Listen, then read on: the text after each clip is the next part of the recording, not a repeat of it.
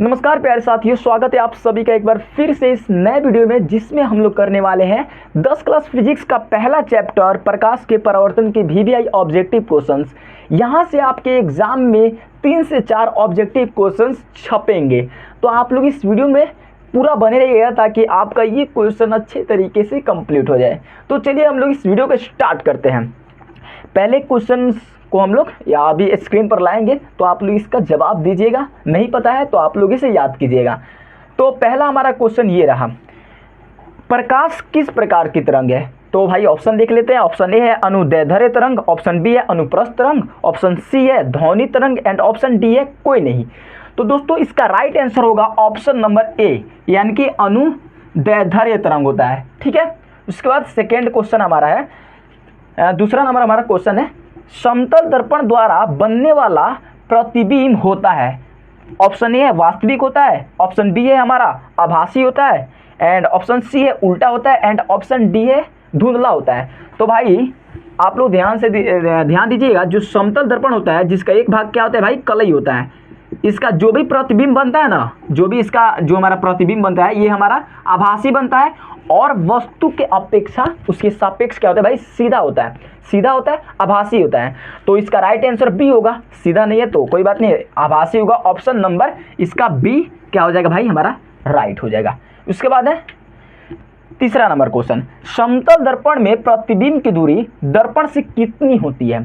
समतल दर्पण में भाई प्रतिबिंब बनता है, तो दर्पण से उसकी दूरी कितनी होती है, डिस्टेंस कितनी होती है? मान के चलिए हमारा ये दर्पण है, तो ये वस्तु है, तो इसका जो पीछे प्रतिबिंब बनेगा ये वस्तु के बराबर बनता है। तो भाई ऑप्शन ए नंबर हमारा राइट आंसर होगा। तो ऑप्शन ए को आप लोग राइट कर लेंगे। ठीक है, ऑप्शन ए हमारा सही हो जाएगा। अगला क्वेश्चन देखते हैं। आपको पता है तो आप वीडियो को थोड़ा सा स्पीड करके देख सकते हैं। ठीक है, 4 नंबर हमारा क्वेश्चन है कि यदि आप समतल दर्पण से 1 मीटर दूर खड़े हैं तो प्रतिबिंब आपसे कितनी दूरी पर होगा? भाई ऑब्वियसली बात है कि जो हमारा समतल दर्पण होता है उसमें वस्तु की दूरी और प्रतिबिंब की दूरी भाई समान होती है। तो जितना वस्तु 1 मीटर की दूरी पर खड़ा है तो भाई हमारा प्रतिबिंब 1 मीटर की दूरी पर होगा। तो राइट आंसर क्या हो जाएगा भाई, हो जाएगा हमारा ऑप्शन नंबर ए हो जाएगा, 1 मीटर। ऑप्शन ए हो जाएगा। 5वां नंबर क्वेश्चन है हमारा कि समतल दर्पण में प्रतिबिंब का आकार होता है भाई बराबर होता है, क्योंकि जितनी आकृति वस्तु की होगी उतना ही आकृति हमारा प्रतिबिंब का होगा। जितना बड़ा वस्तु होगा उतना बड़ा हमारा प्रतिबिंब होगा। तो ऑप्शन सी हो जाएगा। ऑप्शन नंबर हमारा सी इसका राइट आंसर हो जाएगा, बिल्कुल। उसके बाद है 6वां नंबर क्वेश्चन, जब प्रकाश किसी सतह से परावर्तित होता है, मान लीजिए भाई कोई भी हमारा सतह है, तो यहाँ से प्रकाश जब यहाँ पर डालते हैं तो यहाँ से क्या होती है, परावर्तित होती है। तो वह किस नियम का पालन करती है? तो आप लोग पढ़े होंगे या हमने पढ़ाया है। ठीक है, प्रकाश के परावर्तन चैप्टर को हमने बहुत अच्छे तरीके से पढ़ाया है, लिंक मैं उसका डिस्क्रिप्शन में दे दूंगा। जो हमारा समतल दर्पण होता है, यहाँ पर थोड़ा सा ध्यान दीजिए, यहाँ से जब किसी लाइट को हम यहाँ पर क्या करते हैं, सतह पर हमारा कलई होता है, आप लोग जानते भी होंगे। तो यहाँ से जो हमारी आपतित किरणें सतह पर जब टकराती है तो टकराने के बाद क्या होती है, परावर्तित हो जाती है, जिसे हम लोग क्या कहते हैं भाई, परावर्तन के नियम को हम लोग पढ़े हैं। तो इसका क्या हो जाएगा, परावर्तन के नियम से पढ़े हैं, नहीं पढ़े हैं ना भाई, बिल्कुल पढ़े हैं। तो ऑप्शन सी हमारा क्या हो जाएगा भाई, हमारा राइट आंसर हो जाएगा। ऑप्शन सी परावर्तन के नियम से ऐसा हमारा होता है। अगला क्वेश्चन हमारा ये रहा कि परावर्तन के नियम के अनुसार आपतन कोण और परावर्तन कोण क्या होते हैं? पता है भाई, यहाँ जो हमारी आपतित किरण और अभिलंब के बीच जो कोण बनता है भाई, इसे नॉर्मल क्या कहते हैं भाई, आपतन कोण कहते हैं, जिसे हम लोग आई से दर्शाते हैं। और हमारा अभिलंब और परावर्तित किरण के बीच हमारा क्या बनता है भाई, परावर्तन कोण बनता है। तो हमारा क्या होता है, ये दोनों क्या होते हैं, इक्वल होते हैं। ये 60 डिग्री होगा तो भाई हमारा ये भी क्या होगा, 60 डिग्री होगा। तो हमारा क्या हो जाएगा भाई, ऑप्शन बी हमारा क्या हो जाएगा, बराबर हो जाएगा। अलग शून्य कोई संबंध नहीं, ये नहीं होगा, हमारा ऑप्शन बी बराबर हो जाएगा। अगला क्वेश्चन ये रहा, यदि आपतन किरण मतलब आपतित किरण, आपतन नहीं है, आपतित किरण, परावर्तित किरण और अभिलंब एक ही तल में होते हैं तो यह किस नियम को दर्शाता है? यहाँ देख लीजिए भाई, आपतित किरण, परावर्तित किरण और ये हमारा आपतन बिंदु पर जो डाला गया अभिलंब होता है, ये तीनों क्या होते हैं, एक ही तल में थे। किस नियम को भाई फॉलो करता है, किस नियम को फॉलो करता है, जल्दी बताइए भाई। क्या करता है भाई, हमारा परावर्तन के नियम को फॉलो करता है, परावर्तन के नियम को फॉलो करता है। परावर्तन का दूसरा नियम इसमें दिया है तो ये डाल सकते हैं। ठीक है, एक होता है हमारा आपतन कोण बराबर परावर्तन कोण, ये हमारा पहला होता है, और हमारा ये तीनों जो होता है एक ही तल पर होता है, वो हमारा ये दूसरा नियम होता है। तो ऑप्शन बी हमारा राइट आंसर हो जाएगा। ऑप्शन बी को आप लोग क्या कर सकते हैं, अटेम्प्ट कर सकते हैं। अगला हमारा क्वेश्चन रहा 9वां नंबर क्वेश्चन, वक्र दर्पण किस प्रकार के होते हैं। भाई वक्र जानते हैं ना, कुछ ऐसे होता है, ऐसे टेढ़ा होता है भाई, वक्र दर्पण पता होता है। तो कैसा होता है भाई, ये अवतल भी होता है, मतलब ऐसे भी होता है, थोड़ा इसको मिटा लेते हैं, ये ऐसे भी होता है और ऐसे भी होता है। ये ऐसे करेंगे तो हमारा ये उत्तल दर्पण बन जाएगा, और अंदर से जब कलई करेंगे, सॉरी बाहर से जब कलई करेंगे तो हमारा ये क्या बन जाएगा, अवतल दर्पण बन जाएगा। और ये क्या है, इसकी जो आकृति बन रही है वक्राकार बन रही है। क्या बन रही है भाई, वक्राकार बन रही है। तो ये दोनों में होता है ना भाई, उत्तल में भी होता है अवतल में भी होता है। तो राइट आंसर भाई पता चल गया कि हमारा सी होगा। तो आप लोग सी को क्लिक कर लेंगे, अटेम्प्ट कर लेंगे। अगला क्वेश्चन है 10वां नंबर क्वेश्चन, काफ़ी मजेदार क्वेश्चन है। आप लोग ध्यान दीजिएगा, यहाँ पर आप गलती करेंगे अगर पता भी होगा फिर भी, क्योंकि यहाँ पर थोड़ा सा इंग्लिश वर्ड आया है कि अवतल दर्पण का उपयोग किस में होता है। तो भाई अवतल दर्पण का उपयोग हम लोग गाड़ियों के हेडलाइट में भी करते हैं। अवतल दर्पण का उपयोग हम लोग सौर कुकर में भी करते हैं, ठीक है। और यहाँ पर अवतल दर्पण का उपयोग हम लोग दाढ़ी बनाने में भी करते हैं, और दांत, नाक, कान, गला आदि की जांच में भी अवतल दर्पण का उपयोग किया जाता है। तो देख लेते हैं क्या क्या है। ऑप्शन ए है सुरक्षा दर्पण, ऑप्शन बी है डबल बी, कोई बात नहीं है, ऑप्शन बी है सेविंग मिरर, ऑप्शन सी है वाहन के पीछे देखने के दर्पण में, एंड ऑप्शन डी है रोशनी फैलाने में। क्या होगा इसका राइट आंसर। तो भाई इसका राइट आंसर ऑप्शन बी होगा, सेविंग मिरर में होता है। क्यों, सेविंग मतलब होता है भाई दाढ़ी बनाना, सेविंग मतलब दाढ़ी बनाना। तो इसका राइट आंसर बी होगा। भाई सुरक्षा दर्पण में कभी होता है कि सुरक्षा दर्पण में हम ये भी लगाते हैं, उत्तल दर्पण भी लगाते हैं सुरक्षा दर्पण में, और कभी कभी समतल दर्पण का प्रयोग हो जाता है। लेकिन ऑप्शन सी जो होता है वाहन के पीछे में हम लोग उत्तल दर्पण का उपयोग करते हैं। क्यों करते हैं भाई, क्योंकि ज़्यादा क्षेत्र को ये हमारा विस्तृत क्षेत्र को हमारा ये ऑक्यूपाई करता है, घेरता है, इसीलिए हम लोग गाड़ी के साइड मिरर के रूप में उत्तल दर्पण का उपयोग करते हैं। और डी रोशनी को फैलाने में भी उत्तल दर्पण का उपयोग किया जाता है। लेकिन इसका जो बी होगा वो राइट आंसर होगा, सेविंग मिरर। चारों का मतलब हम समझा दिए। अगला क्वेश्चन हमारा ये रहा, अवतल दर्पण में फोकस बिंदु कहाँ होता है।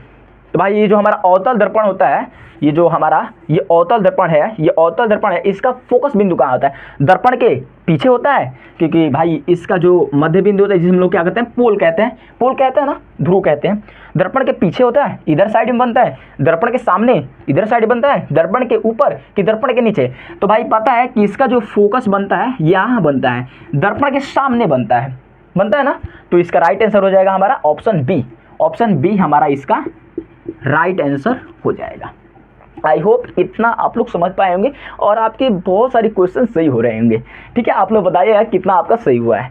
अगला क्वेश्चन ये रहा, फोकस और ध्रुव के बीच की दूरी क्या कहलाती है। भाई फोकस और ध्रुव के बीच की दूरी क्या कहलाएगी, भाई फोकस दूरी क्या कहलाएगी। तो ऑप्शन ए मुख्य अक्ष, बी वक्रता त्रिज्या, नहीं भाई ये तो नहीं होगा। ऑप्शन सी फोकस दूरी। तो हमारा राइट आंसर क्या हो जाएगा भाई, ऑप्शन नंबर सी हो जाएगा। ऑप्शन सी इसका हमारा राइट आंसर हो जाएगा। ओके गुरुजी, बिल्कुल। चलिए अगला क्वेश्चन ये रहा हमारा 13 नंबर क्वेश्चन है, काफी मजेदार क्वेश्चन है, ध्यान से इसका जवाब दीजिए, ये गलती नहीं होना चाहिए।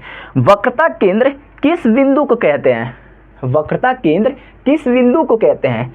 वही ना होता है वक्रता केंद्र, जिसके गोले का जो बीच वाला पार्ट होता है उसे हम लोग वक्रता केंद्र कहते हैं। तो दर्पण के केंद्र होता है, दर्पण के पीछे एक बिंदु होती है, गोलार्ध का केंद्र होता है या मुख्य अक्ष का बिंदु होता है। ना दर्पण का होता है ना दर्पण के पीछे का एक बिंदु, ये गोलार्ध का केंद्र होता है। जो गोला बनता है ना, यानी कि ये जो हमारा गोला ये दर्पण पूरा बन जाता है ना, ये गोलार्ध, इसके जो केंद्र होता है उसे बोलते हैं। तो ऑप्शन सी इसका हमारा राइट आंसर हो जाएगा। अगला हमारा क्वेश्चन ये 13 नंबर क्वेश्चन था, ये 14 नंबर क्वेश्चन है हमारा। किसी उत्तल दर्पण का फोकस बिंदु होता है। तो भाई उत्तल दर्पण का फोकस बिंदु कहाँ होता है। हम जान गए कि अवतल दर्पण का सामने होता है, लेकिन अगर उत्तल दर्पण की बात की जाए, इसको हम लोग थोड़ा सा मिटा लेते हैं, हम इसको पूरा आराम से जानेंगे, यहाँ पर थोड़ा बहुत गलती नहीं होना चाहिए। ये हमारा पूछ रहा उत्तल दर्पण है ना, तो इसका फोकस बिंदु होता है, वास्तविक होता है, आभासी होता है, दोनों होता है या कोई नहीं। तो भाई इसका जो फोकस होता है वो आभासी होता है। अवतल दर्पण का भाई वास्तविक होता है, लेकिन उत्तल दर्पण की बात की जाए तो उत्तल दर्पण का फोकस इधर होता है, और इधर जो भी होता है भाई हमारा ये आभासी वाला पार्ट होता है। इधर जो दर्पण के पीछे होता है ये आभासी वाला, और इधर का जो साइड होता है वो हमारा वास्तविक वाला होता है। ये आपको ध्यान रखना है, ठीक है। ये रियल पार्ट होता है, ये हमारा रियल पार्ट होता है, ये हमारा इमेजनरी पार्ट होता है। ठीक है, ये हमारा इमेजनरी पार्ट होता है। आई होप इतना आप लोग समझ पा रहे होंगे। तो ऑप्शन बी हमारा राइट आंसर हो जाएगा। बिल्कुल यहाँ तक ठीक है। 15 नंबर क्या होगा, तो यदि किसी दर्पण की वक्रता त्रिज्या r है, ठीक है, डबल r है कोई बात नहीं है, टाइपिंग में थोड़ा मिस्टेक हो गया, तो फोकल दूरी f कितना होगा अगर वक्रता त्रिज्या r है। ठीक है भाई, इसका वक्रता त्रिज्या कुछ मान के चलिए, अगर इमेजनरी ले तो यहाँ पर होगा r, जिसे हम लोग क्या बोलते हैं, c भी बोलते हैं। ठीक है, इसे हम लोग वक्रता केंद्र बोलते हैं, सेंटर ऑफ कर्वेचर, और इसे बोलते हैं रेडियस ऑफ कर्वेचर। तो इसका वक्रता त्रिज्या है और दूरी क्या है भाई, f है। तो संबंध क्या होगा, क्योंकि मतलब इसमें f कितना होगा, तो f बराबर क्या होता है भाई, r/2 होता है। f बराबर क्या होगा भाई, r/2, क्योंकि जो फोकस होता है वो वक्रता त्रिज्या की आधी होती है, और ये फोकस को डबल करेंगे तभी तो हमारा त्रिज्या मिलता है, फोकस का डबल करने पर नहीं त्रिज्या मिलता है। तो इसीलिए जो हमारा f होता है वो r का क्या होता है भाई, इधर गलती हो गया क्या, ये लगता है ऑप्शन ए होगा, क्योंकि यहाँ पर ये 2r तो गलत हो जाएगा। फोकस क्या होता है भाई, ये तो और ज़्यादा हो जाएगा, f बराबर r/2f, ये तो और गलत हो जाएगा। लगता है सी हमारा होगा। यहाँ से आप इस f को हटा लेंगे, इसका क्या हो जाएगा भाई, f बराबर r/2 हो जाएगा, f बराबर r/2 हो जाएगा। ऑप्शन में थोड़ा मिस्टेक है, यहाँ पर f नहीं होना चाहिए, ऑप्शन सी हो जाएगा f को हटाकर, f बराबर r/2 हो जाएगा। ठीक है, अगला हमारा क्वेश्चन है 16 नंबर क्वेश्चन है, काफ़ी मज़ेदार है, इसको मिटा लेते हैं ताकि अगला क्वेश्चन को हम यहाँ पर समझा पाएंगे। 16 नंबर क्वेश्चन की अवतल दर्पण में जब वस्तु फोकस और ध्रुव के बीच हो। चलिए हम लोग अवतल दर्पण को पहले बना लेते हैं। तो ये रहा हमारा प्यारा सा अवतल दर्पण, कैसे बनाए जी, ऐसे बना लेते हैं। ये हमारा है अवतल दर्पण, ठीक है, जिसका परावर्तक सतह क्या होता है भाई, धंसा होता है, और जो हमारा हमारा जो रंजित सतह होता है, कलई वाला होता है, वो उभरा हुआ होता है। फोकस और ध्रुव, ये हमारा क्या हो गया, मुख्य अक्ष हो गया, ये हमारा ध्रुव हो गया, और यहाँ पर मान लेते हैं फोकस है। तो फोकस और ध्रुव के बीच है, यहाँ पर मान के चलिए यहाँ पर कोई हमारा वस्तु है, फोकस और ध्रुव के बीच ए भी हमारी कोई वस्तु है। बिल्कुल बारीकी से समझेंगे आप, टेंशन मत ले। बीच हो तो प्रतिबिंब कैसा बनता है, तो देखिए ये एक ऐसी स्थिति होती है जिसका प्रतिबिंब क्या बनता है, यहाँ पर बनता है, यहाँ पर इसका प्रतिबिंब बनता है, और ये बड़ा बनता है और इमेजनरी होता है। यहाँ पर इसका प्रतिबिंब बनता है और ये ए डैश और बी डैश होता है, क्योंकि यहाँ से जो किरण होती है, मान के चलिए हम यहाँ से लाते हैं, इसको हम सीधे ध्रुव के पास भेजते हैं, तो ये सीधे ऐसे जाएगी और ये जाकर यहाँ काटती है, ठीक है। और यहाँ से भी एक किरण करेंगे, ऐसे करते हैं, अगर डायरेक्ट यहाँ से आती है, यहाँ पर थोड़ा सा रुकिए 1 मिनट, इसको हम क्या करते हैं, तो यहाँ पर हमारी क्या होती है, ये किरणें हमारी, ये पहली किरणें यहाँ पर काटती है, और ये जो हमारी F से जो फोकस से जो किरणें होती है, ये नॉर्मल क्या होती है, चित्र थोड़ा सा मतलब ज़्यादा टाइम हो जाएगा, लेकिन आप मान लीजिए कि यहाँ इसकी क्या होती है, प्रतिबिंब इसका बनता है, और ये बड़ा बनता है और आभासी बनता है। तो आभासी और बड़ा बनता है, बैक में बनता है और आभासी और बड़ा बनता है, तो इसका राइट आंसर ऑप्शन ए हो जाएगा। अगला क्वेश्चन है 17 नंबर, उत्तल दर्पण द्वारा हमेशा प्रतिबिंब कैसा बनता है। उत्तल दर्पण द्वारा हमेशा प्रतिबिंब कैसे बनता है भाई, ऑप्शन ए है आभासी और छोटा बनता है, ऑप्शन बी है वास्तविक और बड़ा बनता है, ऑप्शन सी है आभासी और बड़ा बनता है, और ऑप्शन डी है वास्तविक और छोटा बनता है। तो देखिए उत्तल दर्पण एक ऐसा दर्पण होता है जिसमें आभासी बनता है, वास्तविक कभी नहीं बनेगा, क्योंकि वो दर्पण के हमेशा पीछे बनता है भाई, और छोटा बनता है। तो ये क्या हो जाएगा, आभासी और छोटा बनता है। उत्तल दर्पण में हमेशा क्या होता है, आभासी और छोटा बनता है, लेकिन अवतल दर्पण में एक स्थिति में यहाँ पर आभासी और बड़ा बनता है, बाकी सब में क्या बनता है, वास्तविक और उल्टा बनता है, और उत्तल दर्पण में हमेशा आभासी और छोटा बनता है। तो ऑप्शन ए हमारा हो जाएगा। अगला क्वेश्चन है कि 18 नंबर, समतल दर्पण में दाएं बाएं का परिवर्तन कहलाता है। ये हमारा दाएं है, ये हमारा मतलब मेरा दायां हाथ है, और ये मेरा बायां हाथ है। ये अगर आप किसी दर्पण में देखेंगे तो दायां भाग बायां दिखाएगा और बायां भाग दायां दिखाएगा। ये होता है हमारा प्रतिबिंबण के कारण होता है, ऑप्शन ए। ऑप्शन बी अक्षीय परिवर्तन के कारण, ऑप्शन सी पार्श्व परिवर्तन के कारण, ऑप्शन डी अपवर्तन के कारण। तो ये क्या होते हैं, इसका बात की जाए तो ऑप्शन सी होता है, पार्श्व परिवर्तन के कारण होता है।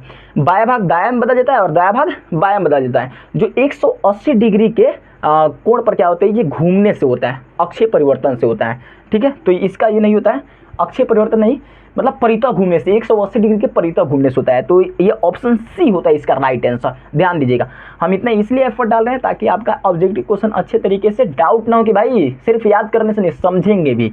तो ऑप्शन सी इसका राइट आंसर।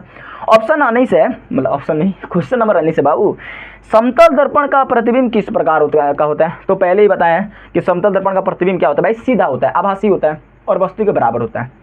अगला हमारा क्वेश्चन है, यदि एक समतल दर्पण को घुमाया जाए तो परावर्तित किरणें कितने कोण से घूमती है?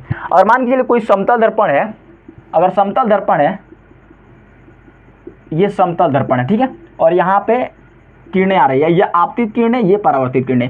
अगर आप इसको क्या करेंगे, घुमाई जाए तो परावर्तित किरणें, इसको घुमाएंगे तो ये 2 थीटा कोण से घूमती है। ऑप्शन बी इसका राइट आंसर हो जाएगा। ऑप्शन ए थीटा नहीं होगा, सी θ/2 नहीं होगा, डी 3 थीटा नहीं होगा, बी होगा 2 थीटा से घूमती है। अगला क्वेश्चन 21, जब किसी सतह से प्रकाश अनियमित रूप से, चलिए हम बना लेते हैं, इसको मिटा लेते हैं थोड़ा सा समझाने के लिए। जब किसी सतह से प्रकाश अनियमित रूप से आपतित होती है, परावर्तित होती है, अनियमित रूप से परावर्तित होती है, तो उसे क्या कहते हैं? अगर मान के चलिए अनियमित रूप से कहाँ होगी, जहाँ क्या होगी, रूखरी सतह होगी। क्या होगी भाई, रुखरदार सतह होगी, क्योंकि अगर समतल सतह होगी तो भाई वहाँ नियमित रूप से परिवर्तन होती है, क्योंकि ये हमारा क्या है, अगर समतल दर्पण है, ठीक है, ये हमारा क्या है, समतल दर्पण है, तो यहाँ से आएगी तो कोई भी किरणें क्या होगी भाई, समतल रूप से, मतलब एक समान रूप से परावर्तित होगी। लेकिन यहाँ आएगी तो कोई किरणें इधर चली जाएगी, यहाँ आएगी कोई किरणें इधर चली जाएगी टकराकर, कोई आएगी यहाँ किरणें इधर चली जाएगी। तो इसे हम लोग कहते हैं अनियमित परावर्तन। नियमित नहीं बोलेंगे, क्योंकि ये इसकी जो परावर्तित किरणें हैं, ये आपतित किरणें के आपतन कोण के बराबर नहीं हो रही है। यहाँ पर हो रही है लेकिन यहाँ पर नहीं हो रही है, क्योंकि यहाँ पर बता रहा है कि अनियमित रूप से, तो अनियमित रूप से इसमें होती है, और इसे हम लोग कहते हैं अनियमित परावर्तन। बी नंबर हमारा भाई हो जाएगा। अगला क्वेश्चन, दर्पण के ध्रुव को किस अक्षांश के रूप में जाना जाता है? किस अक्षांश के रूप में, मतलब किससे संकेत करते हैं? सीधा simple. Option A P, B F, no, C से नहीं, डी भी से। इसका राइट आंसर होता है ऑप्शन नंबर ए, क्योंकि दर्पण का जो हमारा ध्रुव होता है, ये दर्पण का ध्रुव, इसे हम लोग क्या कहते हैं, जो हमारा दर्पण का जो मध्य बिंदु, उसे हम लोग दर्पण का ध्रुव बोलते हैं, जिसे हम लोग पी से दर्शाते हैं। ठीक है, क्लियर है यहाँ। 23 नंबर क्वेश्चन है, उत्तल दर्पण का प्रतिबिंब हमेशा होता है, तो उत्तल दर्पण का हमेशा जो प्रतिबिंब बनता है वो आभासी बनता है और सीधा बनता है, क्योंकि जो प्रतिबिंब आभासी होगा वो उल्टा नहीं होगा, सीधा होगा, और जो वास्तविक बनता है वही उल्टा होता है। जो आभासी होता है वो हमेशा सीधा होता है। ये अगर आभासी है, अगर इसका प्रतिबिंब आभासी बन रहा है तो भाई ये हमेशा सीधा रहेगा, तो इसका right answer option number B होगा। अगला क्वेश्चन ये है, जब वस्तु अनंत पर हो तो अवतल दर्पण में प्रतिबिंब कहाँ बनता है? चलिए हम इसका चित्र भी बनाकर समझा देते हैं। ये हमारा अनंत पर कोई है, ये हमारा अवतल दर्पण है, ठीक है, ये क्या है हमारा भाई, ये अवतल दर्पण है। अनंत कहने का मतलब ये मान के चलिए पी हो गया, इसका ये हमारा एफ हो गया, और ये हमारा इसका सी हो गया। अनंत मतलब इधर कोई वस्तु है, दर्शा देते हैं ऐसे, ठीक है। अगर अनंत कहने का मतलब भाई पता नहीं कहाँ है, कोई वस्तु रखा हुआ है, तो ये जो किरणें होती है यहाँ से फोकस से होकर गुजरती है, फोकस से होकर गुजरते हैं, तो यहाँ पर जहाँ पर वो जो हमारी किरणें होती है, वो कटान बिंदु जहाँ पर होता है वही उसका क्या बनता है भाई, प्रतिबिंब बनता है, प्रतिबिंब बनता है। तो यहाँ पर हमारी फोकस पर प्रतिबिंब बनेगा, काफ़ी छोटा बनेगा, तो ए नंबर फोकस पर इसका बनेगा और काफ़ी छोटा बनेगा। अनंत पर है तो फोकस पर बनेगा और काफ़ी छोटा बनेगा, ठीक है, तो इसका right answer option number A होगा। अगला क्वेश्चन है कि अवतल दर्पण, 25 नंबर क्वेश्चन है भाई, अवतल दर्पण किस प्रकार के प्रतिबिंब बना सकता है? भाई बताइए क्या होगा इसका राइट आंसर। जो हमारा अवतल दर्पण है वो किस प्रकार का प्रतिबिंब बना सकता है? तो ये तीनों प्रकार का प्रतिबिंब बनाता है। ये वास्तविक बनाता है, उल्टा ही बना, वास्तविक बनाता है, आभासी बनाता है, उल्टा ही बनाता है और सीधा भी बनाता है। देखते हैं क्या क्या है। केवल आभासी नहीं भैया, बी केवल वास्तविक, नो नो नो, सी आभासी और वास्तविक दोनों बनाता है। आभासी कब बनाता है? जब वो फोकस और ध्रुव के बीच होता है, तो ये दर्पण के पीछे बनता है और आभासी और बड़ा बनता है, और बाकी ये 5 स्थितियों में ये हमारा क्या बन जाता है, पूरा वास्तविक बनाता है, लेकिन एक स्थिति में आभासी बनाता है। इसीलिए एक होने के कारण हम इसे आभासी और वास्तविक दोनों के रूप में मानते हैं अवतल दर्पण में, लेकिन उत्तल दर्पण में हमेशा आभासी और छोटा बनता है, सीधा बनता है। 26 नंबर क्वेश्चन है कि दो समतल दर्पण के बीच रखा वस्तु के प्रतिबिंब की संख्या किस पर निर्भर करती है? ए कोण पर, बी दूरी पर, सी रंग पर एंड डी तापमान पर। नहीं भैया, नहीं तो ये तापमान पर करती है, नहीं ये दूरी पर करती है, नहीं ये रंग पर करती है, ये करती है हमारी कोण पर, कि कितना एंगल पर हमारे दर्पण रखे हुए हैं। ये हमारा ऑप्शन नंबर ए हो जाएगा। चलिए एक अगला आपका क्वेश्चन आएगा जिससे ही आपको पता चल जाएगा कि ये राइट है, ऑप्शन ए होगा, कोण पर निर्भर करती है। देखिए ये आ गया ना क्वेश्चन, इसलिए बताए यदि दो समतल दर्पण के बीच कोण 90 डिग्री हो तो प्रतिबिंबों की संख्या क्या होगी। कोण आया ना 90 डिग्री, यानी कि वो एंगल पर निर्भर करती है कि कितना एंगल पर हमारा कोई प्रतिबिंब, मतलब हमारा कोई दर्पण रखा है, तभी उसमें प्रतिबिंबों की संख्या की हमें पता चलती है, व्यकलन उसका होता है। तो अगर समतल दर्पण आ गया, मान के चलिए यहाँ पर दो समतल दर्पण है, एक हमारा ये समतल दर्पण जिसका इधर कलई किया हुआ है, ठीक है, और हमारा एक दूसरा हमारा समतल दर्पण जो इधर कलई किया है, और दोनों क्या है भाई 90 डिग्री पर है। क्या है भाई, ये दोनों 90 डिग्री पे है। आई होप आप लोगों को दिखाई दे रहा होगा, 90 डिग्री पे है। तो इसमें प्रतिबिंब कितना बनेगा, अगर मान के चलिए यहाँ पर कोई वस्तु रखी है, मान के चलिए यहाँ पर कोई वस्तु रखी हुई है, तो इसका प्रतिबिंब कितना बनेगा, 90 डिग्री पर है।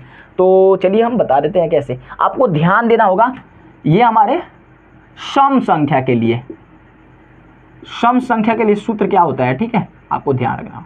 तो सम संख्या के लिए आपको ध्यान देना होगा 360 डिग्री बटा थीटा -1 होता है, और विषम संख्या के लिए आपको याद रखना पड़ेगा, ये फॉर्मूला काफ़ी इंपॉर्टेंट फार्मूला होता है, 360 डिग्री बाई थीटा होता है। और कैसे होगा देखिए, अब बताइए आपको डिग्री, ये थीटा क्या बताता है भाई, एंगल को बताता है, डिग्री को बताता है कितना डिग्री पर वो झुका हुआ है। तो ये फार्मूला को आप लगाएंगे पता चल जाएगा भाई कितने प्रतिबिंब बनेगा। सिंपल, ये 90 डिग्री, 90 जो होता है हमारा वो सम संख्या होता है कि भाई विषम संख्या होता है, इवन नंबर होता है कि प्राइम नंबर होता है, प्राइम मतलब अभाज्य होता है क्या, ओड नंबर होता है कि इवन नंबर होता है, सॉरी ओड मतलब विषम, इवन मतलब सम होता है। तो बताइए क्या पता है, 90 डिग्री हमारा सम संख्या होता है। तो यहाँ पर लगाओ 90, तो यहाँ पर लगाएंगे तो हमारे क्या हो जाएगा, ये 360 बट्टा ये हमारा 90 -1 न चौका 36, ये 4 मार्क में कट जाएगा, तो 4 में से 1 गया तो हमारा ये 3 हो जाएगा। तो इसीलिए इसका right answer option number B हो जाएगा, 3। ठीक है, बिल्कुल। अगर यहाँ पर विषम होता तो इस पर रखते, 360 डिग्री बटा थीटा पर रखते। तो ये दो फार्मूला है, आपको याद रखना है, काफ़ी ज़्यादा आपका हेल्प करेगी। सॉरी ये काफ़ी आपका हेल्प करेगा आपके किसी भी प्रतिबिंबों की संख्या निकालने में। अगर विषम होगा तो 360 डिग्री बटा थीटा का फॉर्मूला प्रयोग करेंगे, अगर सम संख्या होगा तो आप लोग 360 डिग्री बटा थीटा -1 सिर्फ कर देंगे, सम संख्या के लिए प्रतिबिंबों की संख्या निकल जाएगी। और ये रहा हमारा शायद ये लास्ट क्वेश्चन है, चलिए देखते हैं आगे क्वेश्चन है कि नहीं। अवतल दर्पण में बनी छवि हमेशा होती है भाई, वास्तविक बड़ी होती है, आभासी बड़ी होती है, आभासी छोटी होती है कि वास्तविक छोटी होती है। ये तो गलत ऑप्शन लग रहा है, नहीं उत्तल दर्पण है, तो उत्तल दर्पण हम बताए ना हमेशा आभासी और छोटी होती है, कितना बार बता रहे हैं। तो इसका राइट आंसर हो जाएगा आभासी और छोटी, सी नंबर इसका राइट आंसर हो जाएगा। हमारा ये राइट आंसर इसका सी नंबर हो जाएगा, या ठीक है, इसका राइट आंसर क्या हो जाएगा, ऑप्शन नंबर सी, आभासी और छोटा होता है। तो देखते हैं आगे क्वेश्चन है कि नहीं, थैंक यू। तो ये था हमारा लगभग 28 क्वेश्चन। आपका कितना राइट हुआ है कमेंट में ज़रूर बताइएगा। अगर ऐसी वीडियो आप लोग चाहते हैं तो बताइएगा, मैं ऐसी वीडियो लाते रहूँगा। ये पढ़ाने का तरीका आपको कैसा लगा, मतलब इस तरीके से ऑब्जेक्टिव क्वेश्चन कराना आपको बेहतर लगा तो कमेंट में ज़रूर बताइएगा। मिलते हैं ऐसी वीडियो के साथ, तब तक के लिए आप लोग अपना पढ़ाई कीजिए, मेहनत कीजिए, क्योंकि आपके एग्ज़ाम में अच्छा नंबर लाना है। ठीक है, जय हिंद दोस्तों।